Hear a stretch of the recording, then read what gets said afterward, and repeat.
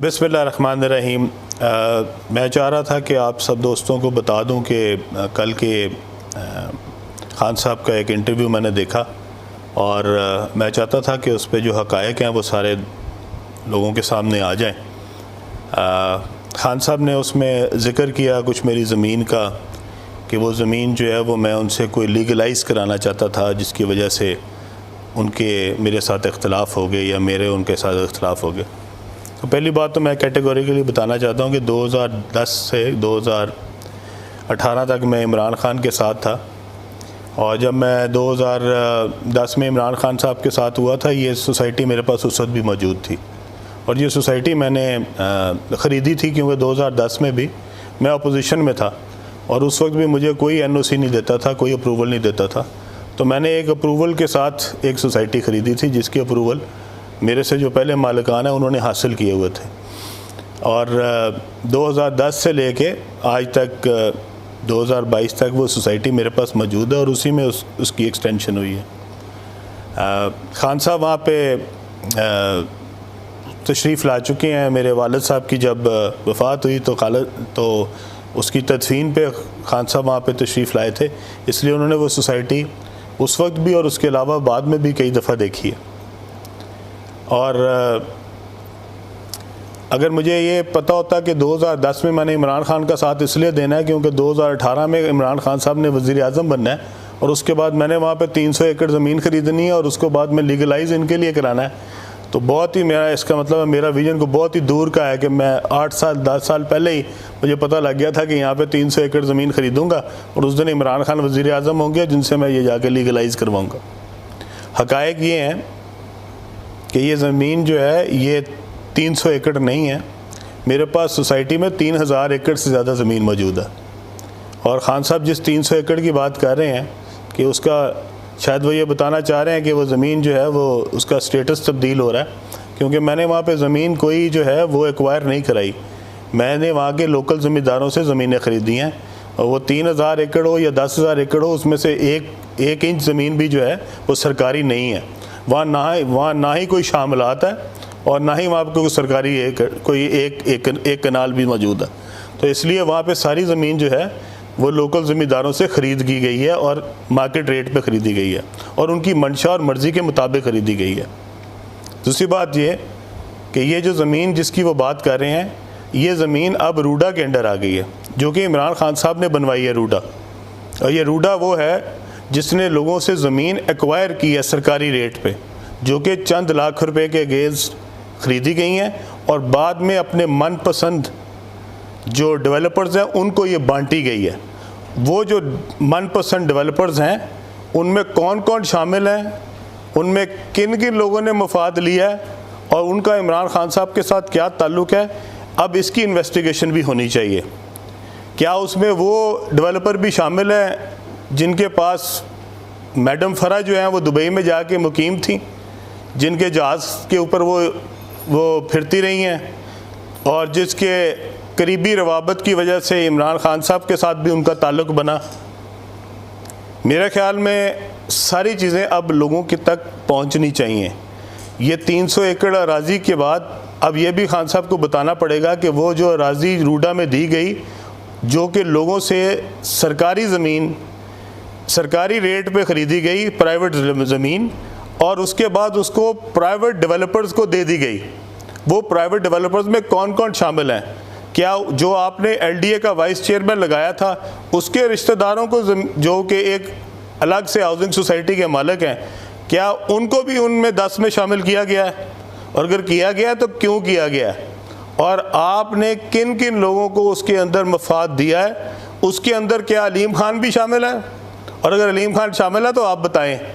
और अगर इसके अलावा कोई और प्रोजेक्ट जिसमें आपका एक बिज़नेस डिस्ट्रिक्ट भी है, क्या उसकी ख़रीदो फ़रोख्त में भी अलीम खान शामिल है तो उसका नाम भी बताया जाए। और अगर अलीम खान शामिल नहीं है तो कौन कौन शामिल है? आपने जो प्रोजेक्ट बनाए जो बड़ी आवाम की फ़लाह के लिए थे, जिसमें से सरकारी रेट पे औने पौने लोगों से ज़मीन एक्वायर की गई, वो ज़मीन क्यों एक्वायर की गई? उन लोगों से मार्केट रेट पे क्यों नहीं ख़रीदी गई? और वो मार्केट रेट पे ख़रीद के आपने उसके ऊपर शॉपिंग मॉल्स बनाए, आपने उसके ऊपर प्लाजे बनाए, आपने उसके ऊपर गोल्फ कोर्सेज बनाए। अगर खान साहब आप वो ज़मीन के ऊपर प्लाजा बना सकते हैं तो वो उसकी ज़मीन का स्टेटस ग्रीन है, लेकिन आपका प्लाजा बन सकता है अंडर रूडा, आपका शॉपिंग मॉल बन सकता है, आपके गोल्फ कोर्सेज बन सकते हैं, आपके घर बन सकते हैं, अलीम खान की सोसाइटी नहीं बन सकती। क्यों? ज़रा जवाब देना पसंद करेंगे।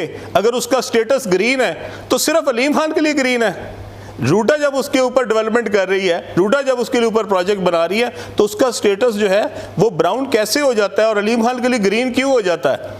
खान साहब, जिस दिन आप मेरे पास आए थे अपने जलसे के लिए पैसे मांगने, मैं आपके घर नहीं गया था, आप मेरे घर आए थे मियां महमूद रशीद और फरीदुद्दीन साहब को साथ लेके, ठीक है। और मैं जिस दिन 2002 में हलफ लेने गया था, जब मैं पहली दफ़ा MPA बना था, तो खान साहब मैं जिस गाड़ी पे गया था आज भी उसका बेहतरीन मॉडल मेरे पास मौजूद है। मैं जिस घर में रहता था आज भी उसी घर में रहता हूँ। मैंने अपनी सियासत में से लगाया ही है, कमाया कुछ नहीं है। और अगर आपसे ज़्यादा इसको कौन जानता होगा कि जिस दिन PTI पे बुरा वक्त आया, जिस दिन कोई मुश्किल दिन आया, उस दिन सबसे पहले कौन आपके पास आया? और PTI के एक एक जलसे से लेके, एक एक धरने से लेके हर मुश्किल वक्त में आपके लिए क्या मैं इसलिए खड़ा था क्योंकि 2018 के बाद आपने एक दिन वज़ीर आज़म बनना था और मैंने उसमें से 300 एकड़ कनाल ज़मीन जो है, 300 एकड़ अराजी जो है, वो आपसे मैंने उसका स्टेटस तब्दील कराना था। बस आपको यही इल्ज़ाम मिला अलीम खान पे लगाने के लिए। तो खान साहब, मेरे ख्याल में हम सब की इज़्ज़त इसी में है कि आप भी इज़्ज़त और एहतराम से मेरा नाम लें, ताकि मैं भी उसी तरह आपका नाम जो है वो इज़्ज़त और एहतराम से लेता रहूं। अगर आप मेरे बारे में बोलना शुरू करेंगे और मुझ पे इल्ज़ाम लगाएंगे तो चुप मैं भी नहीं रहने वाला। और फिर जब हमने एक दूसरे को बारे में बोलना शुरू किया तो मेरे ख्याल में इसमें आपको कोई फ़ायदा नहीं होगा, आपका शायद नुकसान ही हो जाए। तो बेहतर यही है कि मैंने भी इतने दिन से अपना मुंह बंद रखा हुआ था, मैं भी चाह रहा था कि कोई बातें जो हैं वो दिल की दिल में ही रह जाएं, लेकिन अगर आप खुलवाना चाहते हैं तो फिर सारी खुलनी चाहिए। और फिर मैं आपसे चाहता हूं कि आप आएँ, किसी चैनल पे बैठें, साथ मुझे भी बिठाएं, साथ जहांगीर तरीन को भी बिठाएं, और फिर लोगों के सामने सच बोलते हैं हम तीनों। फिर पता लगे आपका कि आप क्या कह रहे थे और हम क्या कह रहे थे, आपका क्या मौक़िफ़ था, हमारा क्या मौक़िफ़ था। जिस दिन चाहें, जिस जगह चाहें, जिस चैनल पे चाहें, जितने घंटों के लिए चाहें, आए प्रोग्राम करते हैं। ज़रा आवाम को पता तो लगे कि असल चेहरा क्या है, अलीम खान का चेहरा क्या है, इमरान खान का चेहरा क्या है और जहांगीर तरीन का चेहरा क्या है। कितने को मफाद लिए हैं मैंने आपसे, आपको ये बताना पड़ेगा लोगों को कि मैंने कितने मफाद लिए थे आपके, जो मैं आपके साथ 10 साल लगा रहा। आपने मुझे आखिर में सिर्फ मेरा जो मोल है वो ये लगाया कि मैंने 300 एकड़ ज़मीन जो है वो आपसे उसका ज़मीन का स्टेटस तब्दील कराना था, जबकि मेरे पास खान साहब इस वक्त सारी ज़मीनों शायद 10,000 एकड़ से भी ज़्यादा है। तो मुझे आपकी 300 एकड़ ज़मीन के लिए आपके साथ मैंने 10 साल लगाए, दिन रात मेहनत की, कोशिश की, मेहनत की, और आपने आखिर में मुझे 300 एकड़ के ऊपर जो है वो इल्ज़ाम लगा दिया। मुझे तो बहुत शर्म आई कि मेरी सारी जितनी मेहनत थी और जितनी सारी कोशिश थी उसका आपने ये मोल लगाया। मैं आज भी कहता हूँ कि आज भी आप लोगों को असल चेहरे दिखाएं, असल बात बताएं।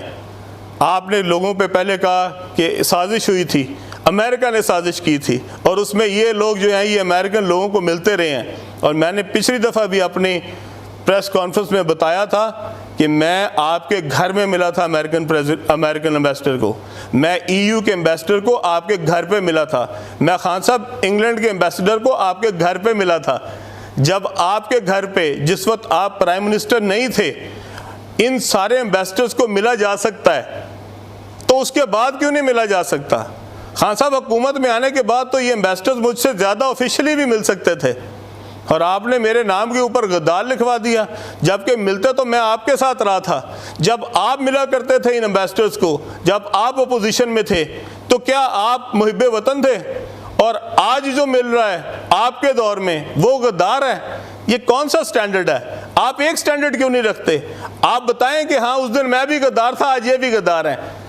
तो हम भी सारे मान ले कि ताकि जो जो मिल रहा है जिस भी एम्बेसडर को, खा वो EU का एम्बेसडर है, खा वो ब्रिटेन का एम्बेसडर है, खा वो अमेरिका का एम्बेसडर है, खा वो जापान का एम्बेसडर है, खा वो रशिया का एम्बेसडर है, वो सब गद्दार हैं। तो आप अपने लोगों को देखें, आप अपने वज़रा को देखें कि उनमें से कौन कौन मिले हैं इन सारों को, और अपने दौर में भी मिले हैं और उससे पहले भी मिले हैं। ये क्या स्टैंडर्ड है कि जो भी किसी एम्बेसडर को मिला है, जो भी किसी हाई कमिश्नर को मिला है, क्या वो सब गद्दार हैं?